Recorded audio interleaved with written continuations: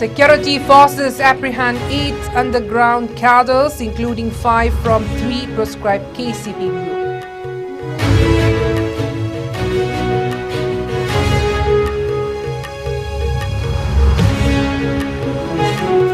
State journalist bodies submit memorandum to security advisor urging immediate and effective investigation into threats faced by media personnel.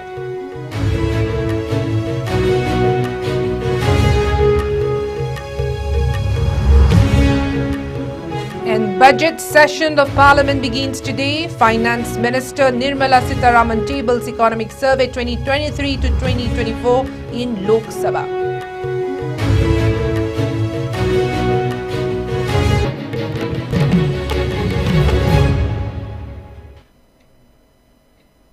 Hello and welcome. You're watching ISCOM English News and I'm Ruby Unkai with you. Now let's take a look at the news in detail. Manipur police conducted multiple operations yesterday, resulting in the arrest of 8 cadres belonging to various outlawed groups across the state. In Imphal East District, police arrested Khoirom Ranjit Meitei, also known as Poire or Rocky, a 44-year-old active member of the Kangleipak Communist Party People's War Group. He was allegedly involved in recruiting new members, procuring weapons and orchestrating extortion activities. Another operation in Imphal led to the capture of 3 members of the banned KCP Taibanganba faction. The arrested individuals identified as Soisenba Oinam, age 22 years, Laurembam Chinkainganba, age 21 years, and Ningombam Jirit Singh, age 23 years, were reportedly engaged in extortion within the Imphal area. Police seized 3 mobile phones during this arrest. In a separate incident near the Myanmar border, security forces arrested 2 active members of the Kanglei Yawol Kanbalup Sorepa group at border pillar number 80 in Moray.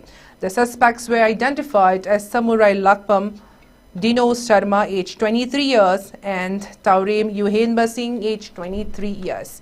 Manipur police also arrested 2 active members of the Kangleipak Communist Party Politburo Standing Committee on July 21st. The arrest took place in Maitram Mayai located in the Bishnupur district. The suspects were identified as Ayekpam Chinku Meitei, age 28 years, and Chandam Devajit Singh, age 19 years. During the operation, law enforcement seized several items from the duo, including 13,500 rupees in cash, 1 Aadhaar card, 2 mobile handset and 1 4-wheeler vehicle. This successful operation marks another step in the ongoing efforts to curb militant activities in the region.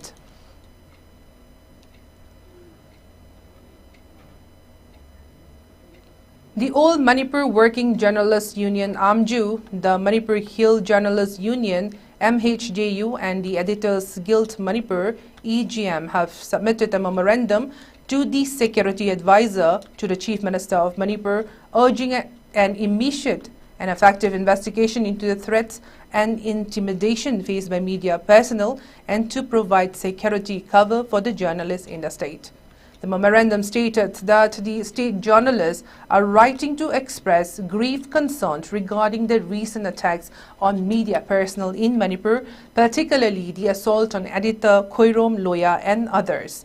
The increasing threats and violence against media professionals pose a significant threat to press freedom and the democratic fabric of the society, citing the recent violent attack on the residents of Naharolgi Thodang newspapers, Khoirom Loya, and the intimidations faced by various media persons working in the state. It should be noted that unknown armed miscreant fired several rounds of gunshots at the gate of Khoirom Loya's residence on July 16 around midnight. The memorandum submitted by AMJU, MHJU and EGM demands an immediate investigation into the matter by identifying the perpetrators and bringing them to justice swiftly. It also urged for the enhancement of security coverage for media houses and journalists operating in Imphal area to ensure that media professionals can work without fear of violence or intimidation. The journalist fraternity also recommended the implementation of protective measures such as surveillance system around media offices and the residence of journalists to deter potential threats.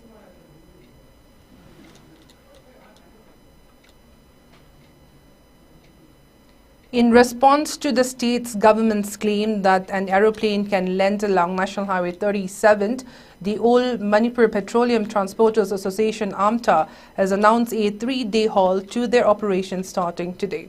This decision comes amid mounting frustrations over the severely deteriorating conditions of the Imphal-Jiribam route, which has left transporters grappling with unprecedented challenges. AMTA's announcement highlights a critical situation where travel between Imphal and Jiribam now takes over 4 days.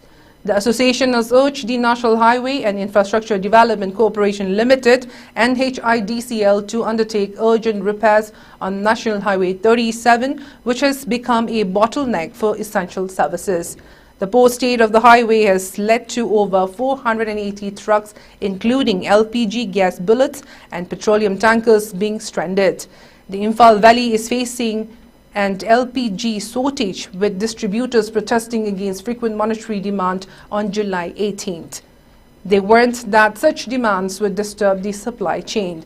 Tanker drivers report that loaded trucks are stuck near Makru Bridge, while empty trucks are stranded at Nungkhao village. Excavators are frequently used to extract stuck vehicles, causing further damage.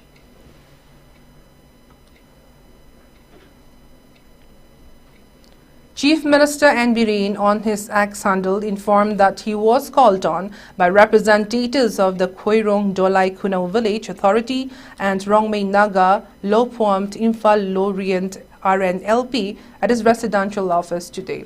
He appreciated the proactive roles they are taking in maintaining harmonious coexistence among various communities and building a conducive environment for growth and development in the state.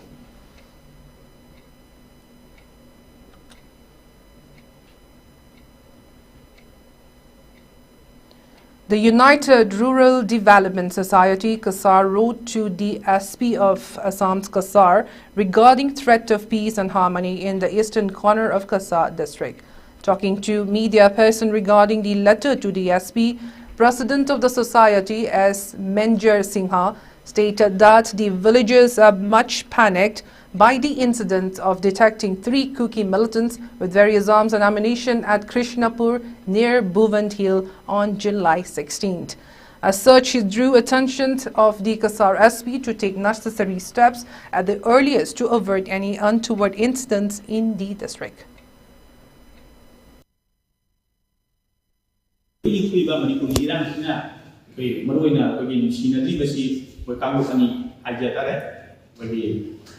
Kuki jo ma ga maiti singani adu maram modna ikoi na mase haje bani ana oi kumpam to badi sing indarami mati ko kun ta ko yamna kununda thubat pa na thangi adu loina na ko mun matanga ai matang kida jingsin jeng badi auji badi asamgi IGP boriba Prasanto Kumar Bhiyan mana lemi ohum masi haba mutaga gun down or matunda mana. I think it is not Manipur, it is Assam. Haiba Yamna Huna Paba Paukum di Mayo Wanganse Tabada, Puninda Wina, Oda Ona Pogi, Mandi, and Holy Tuiba, Manipuri, you was the Manipuri police na, IGP na, Manipur Sikana, and Matan the Ram by Katamse, Masigi, Manise, Haiba, IGP. Prasanto Kumar na nang basida masigi askun masih kuwak kambrai na aja masigi damata iko so minum jadi. The Department of Information Technology, Government of Manipur, in association with HCL Tech, will be conducting skill development training with a job placement program called HCL Tech B Manipur in IT sector for students who have completed class 12 in 2023 to 2024 sessions. This was informed in a press release issued by Office of the Deputy Commissioner, Thoubal District. The release further informed that council income examination for recruitment will be conducted on 31st July 2024 at AISECT Thoubal, Okram Wangmataba from 11 am onwards. The government of Manipur will provide a subsidy of 50,000 rupees against the training fees for the selected candidates from Manipur. A loan facility is also available for the remaining amount. The office of the Tobal DC further informed that students who have completed Class 12 in 2023 to 2024 sessions with overall 65% or more under the Council of Higher Secondary Education, Manipur, or 70% or more in Class 12 under CBSC or ICE board, candidates who have scored 60% or more marks in mathematics or business mathematics for IT roles, and candidates not having mathematics are eligible for non-IT associate roles.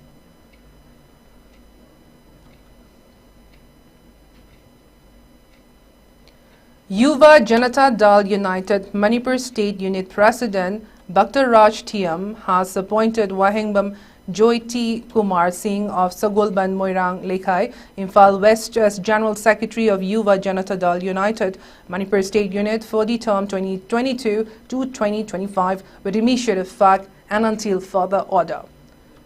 Dr. Raj Thiam confirmed the appointment of the General Secretary in a press release issued today.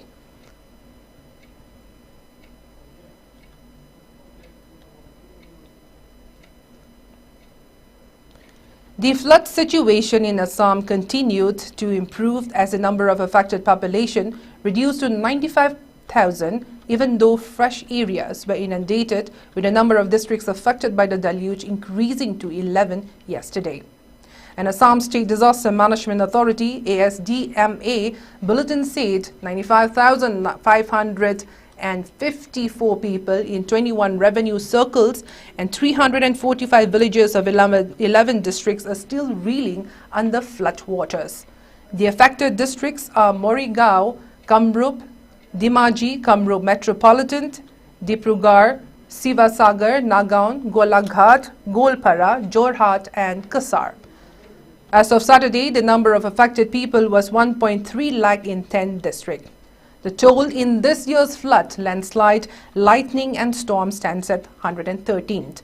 Nagaon remained the worst hit district with 70,280 people still being affected. Around 6,467.5 hectares of cropland remain inundated, while 13,004 animals are still affected. A total of 6,311 displaced people have taken shelter in 35 relief camps, while one relief distribution center was functional and serving 470 people. The Brahmaputra River, which is still flowing over the red mark in Dhubri district, is the only major river flowing above the danger level. The ASDMA bulletin said the damage to some infrastructure, including houses and roads, were reported from some affected districts.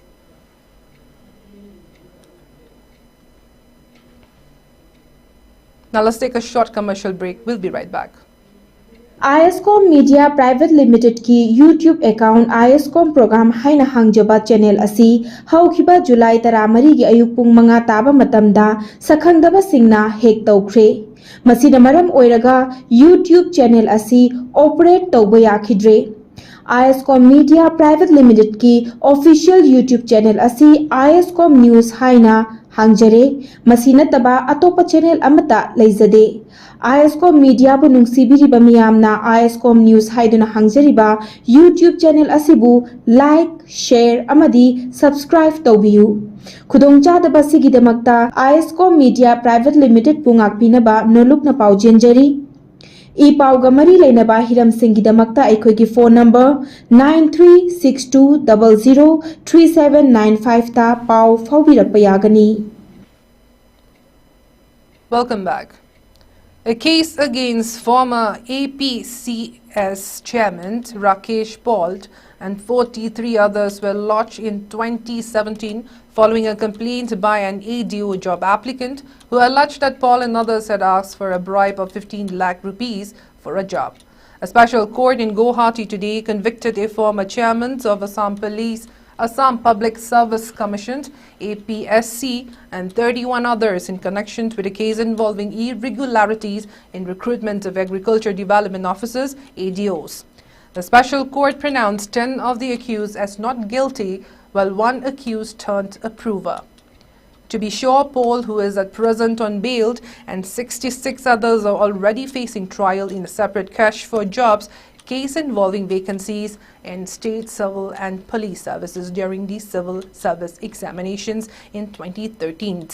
In the present case, examinations for the post of ADOs were conducted in 2015 and the results were declared in 2016. After the case was lodged in 2017, the police examined 1,075 candidates who had appeared for the exam and found that marks secured by 27 students were altered and increased. The other 29 accused include candidates who had got selected through fraudulent means and brokers involved in the scam. The court has not pronounced quantum of sentence for them yet.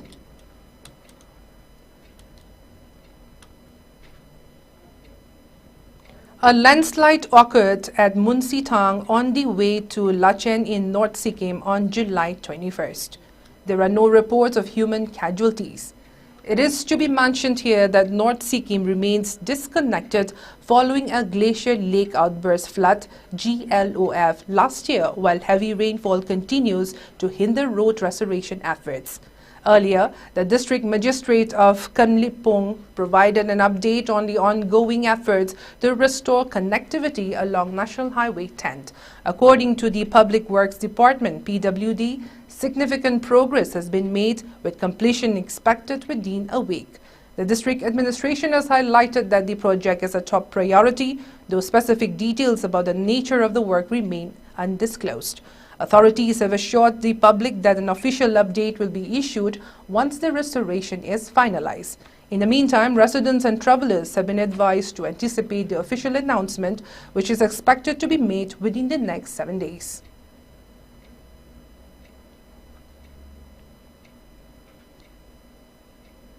Two women were nearly buried in Maram, a red soil used to construct roads, while protesting the construction of a road by their relatives on disputed land in Rewa district of Madhya Pradesh. The incident happened in Hinota Kothar village and the Magawant police station area of Rewa district on Saturday. The two women, Asha Pandey and Mamta Pandey, both sisters-in-law, were protesting the construction of a road by their close relatives on disputed land. They tried to stop the dumper driver from unloading the marum on the disputed land, but failing in the endeavor, they sat in the dumper's way to prevent the marum from being unloaded. Despite protests by the two women, the marum was emptied over them, causing them to nearly get buried alive. Hearing their cries for help, villagers rushed to the spot and rescued them, with opposition Congress leaders including the state party chief Jitu Patwari and leader of the opposition LOP Umang Singhar tweeting the viral video of the incident. The issue took a political turn by Sunday evening. Taking to the social media platform X, the LOP posted, and I quote, "I had only heard stories of such atrocities, but I have seen it happen during the rule of the BJP government. When two women protested against the construction of a road on their land, they were oppressed. This incident is from Rewa district, where the mafia tried to bury the women alive. The painful incident that tarnishes democracy is set because the MP government was formed by the votes of sisters. The most backward class of the society is being oppressed most in the present government. This government is wreaking havoc on tribals, Dalits and women."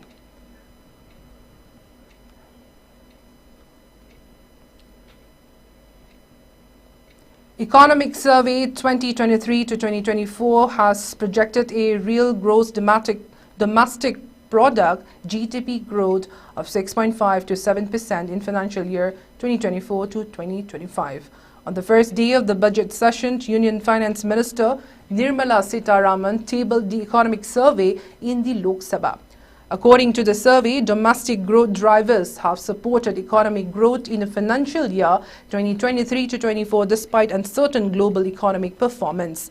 The survey states that merchandise and services exports are likely to increase. It further mentioned that a normal rainfall forecast by the India Meteorological Department and the satisfactory spread of the southwest monsoon is likely to improve agriculture sector performance and support the revival of rural demand. It also said structural reforms such as the GST and the IBC have also matured and are delivering envisaged results.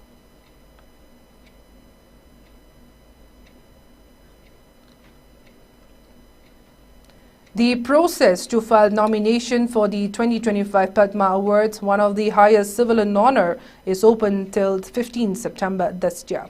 Union Home Ministry said the nominations and recommendations for Padma Awards will be received online on the Rashtriya Puraskar portal.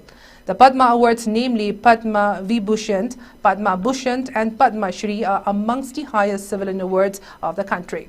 Instituted in 1954, these awards are announced on the occasion of the Republic Day every year. The award seeks to recognize work of distinction and is given for distinguished and exceptional achievements in art, literature and education, sports, medicine, social work, science and engineering, trade and industry. Government servants, including those working with PSUs, except doctors and scientists, are not eligible for Padma Awards.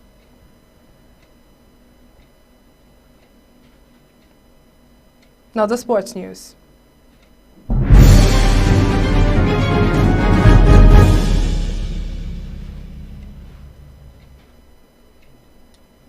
The All Manipur Bodybuilder Association, AMBA, mourns the sudden demise of Khangabam Ningol, Samurai Latpam Ongbi, Binod Kumari Devi, Singjamay Chinga Maka Pura Makong, who expired on July 19th. She was an ex-executive member of AMBA. AMBA, in a press release, stated that her contribution in the bodybuilding was remarkable. It further informed that the executive committee members of the All Manipur Bodybuilders Association has conducted a condolence meeting at the office of AMBA, Kuman Lampak, yesterday. At the meeting, all the executive committee members expressed the deepest sorrow and observed 2-minute silence in honor of the departed soul.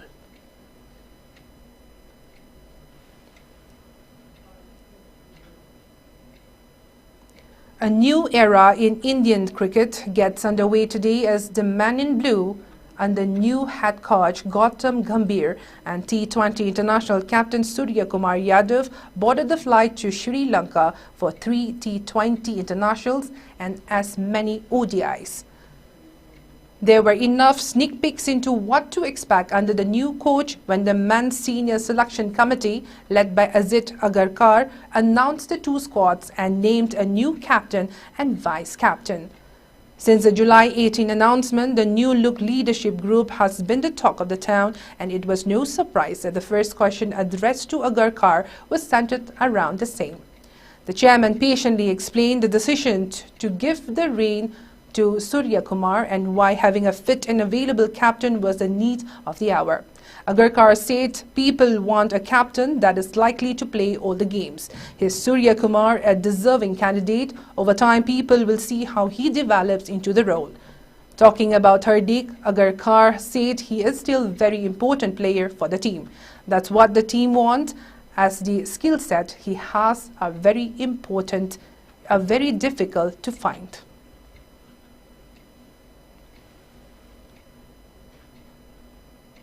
Now the headlines once again.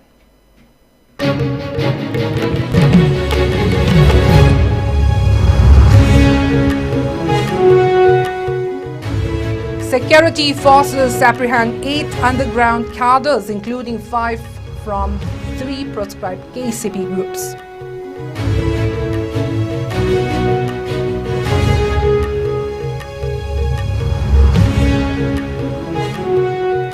State journalist bodies submit memorandum to security advisor urging immediate and effective investigation into threats faced by media personnel.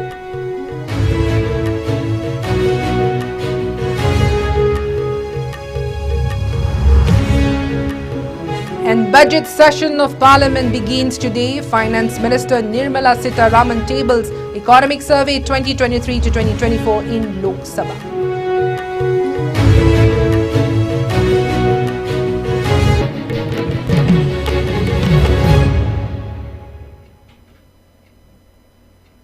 That is all we have for now. Thank you for watching ISCOM English News. Have a good night.